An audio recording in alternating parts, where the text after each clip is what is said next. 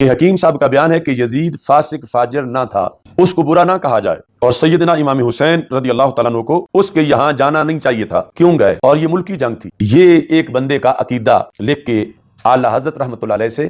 اس کا حکم پوچھا گیا، اور ساتھ اسی حکیم کے بارے میں لکھا ہے کہ دوسرا یہ کہ نماز فجر کے بعد مسلمانوں نے ان سے مصافحہ کرنا چاہا، اس حکیم سے جس کا یہ نظریہ ہے، انہوں نے مصافحہ نہ کیا، یعنی اس سے مسلمانوں کے دل دکھے۔ تو یہ ایک سوال ہے اعلیٰ حضرت رحمۃ اللہ علیہ کے پاس جو پیش کیا گیا۔ تو ایک تو یہ ہے کہ یہ جو جواب میں اعلیٰ حضرت رحمۃ اللہ علیہ کا موقف ہے، اس میں تو اول سے آخر تک سارا مورد الزام ٹھہرائے یزید کو گیا ہے کہ یزید نے مسجد نبوی شریف میں گھوڑے باندھے، یزید نے اہل بیت اطہار پہ ظلم کیا، اور یہاں تک کہ اعلیٰ حضرت کہتے ہیں کہ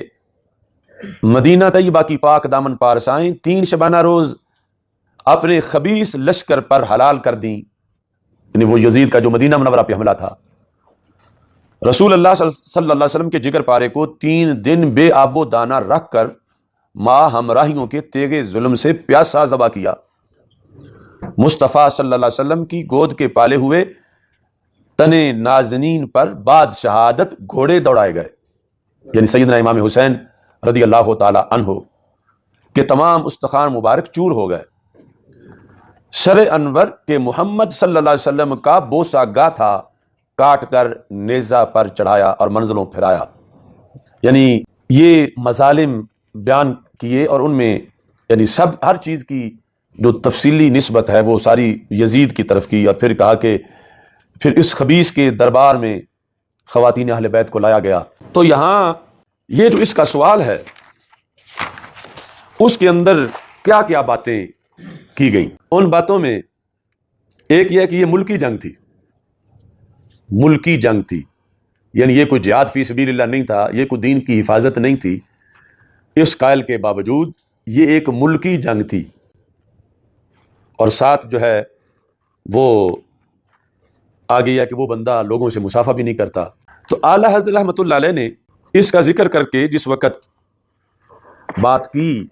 کہ یہ جو سوال میں ذکر کیا گیا کہ یزید فاسق و فاجر نہیں ہے اور امام حسین رضی اللہ تعالیٰ عنہ کو جانا نہیں چاہیے تھا، تو اعلیٰ کہتے ہیں کہ شک نہیں کہ اس کا قائل ناسبی مردود اور اہل سنت کا عدو و عنود ہے، ایسے گمراہ بد دین سے مسئلہ مصافحہ کی شکایت بے سود ہے، یعنی تم یہ روتے ہو کہ اس نے مسلمانوں کا دل دکھایا کہ سلام نہیں لیا، تو اعلیٰ حضرت کہتے ہیں جس نے اللہ کے رسول علیہ السلام کا دل دکھایا ہو اس پر یہ توقع کیسے کی جا سکتی ہے کہ وہ مسلمانوں کا نہیں دکھائے گا، یعنی اس نے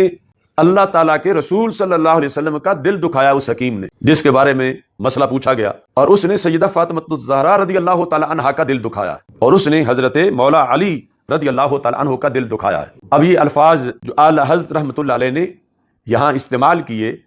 کہ اس حکیم نے کہا ہے کہ یہ ایک ملکی جنگ تھی، اور ان لفظوں کو یعنی امام حسین رضی اللہ تعالی عنہ کو اور کوئی اس نے سری گالی نہیں دی، یعنی یہ کہا کہ وہ فاسق و فاجر نہیں تھا یزید اور انہیں جانا نہیں چاہیے تھا، اور یہ ایک ملکی جنگ تھی۔ تو اعلیٰ حضرت کہتے ہیں کہ ایسے گمراہ بد دین سے مسئلہ مصافحہ کی شکایت بے سود ہے۔ وہ کون حکیم جو تھا جس کا عقیدہ سوال میں مذکور ہے کہ اس سے تم یہ شکایت کر رہے ہو کہ مصافحہ نہیں کرتا، اس کی غایت اسی قدر یعنی مصافحہ نہ کرنا، یہی ہو سکتا ہے نا، زیادہ سے زیادہ یہ غلطی کیا ہے کہ اس نے قول صحیح کا خلاف کیا، قول صحیح ہے کہ مصافحہ کرنا چاہیے، اور بلا وجہ شرعی دستکشی کر کے یعنی اپنا ہاتھ پیچھے کھینچ کے سلام نہ لے کے ایک مسلمان کا دل دکھایا، زیادہ سے زیادہ یہی ہوا ہے، مگر وہ تو ان کلمات ملعونہ سے،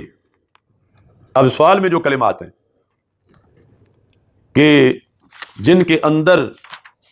جو سر فہرست قابل اعتراض بات جو ہے وہ یہ ہے کہ یہ ملکی جنگ تھی، یہ ملکی جنگ تھی، تو ان کو کہہ رہے ہیں حالت کلمات ملعونہ، تو ان کلمات ملعونہ سے حضرت بطول زہرا و علی المرتضی رضی اللہ تعالیٰ عنہما اور خود حضور سید الانبیاء علیہ وعلیہم افضل الصلاۃ والسلام کا دل دکھا چکا ہے، یعنی تمہیں یہ شکوہ ہے کہ اس نے مصافحہ نہ کر کے مسلمانوں کا دل دکھایا،